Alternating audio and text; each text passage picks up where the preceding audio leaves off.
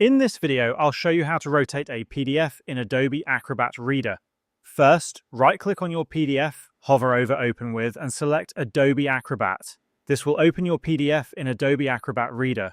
If you have the free version of Adobe Reader, you can only rotate all the pages at once. To do this, right-click on any page, scroll down the drop-down menu, and select Rotate View Clockwise. This will rotate all pages in the PDF in a clockwise direction. You can right-click again and select Rotate View Clockwise repeatedly until you reach the desired orientation. If you have the Pro version, you can rotate specific pages. To do this, click on All Tools on the left side of the screen.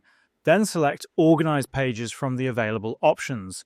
All pages will appear as thumbnails. Hover over the page you want to rotate, and you'll see two rotation options. Use these options to rotate the page clockwise or counterclockwise. Only the selected pages will be rotated without affecting the rest of the document, and that's how you can rotate a PDF in Adobe Acrobat Reader.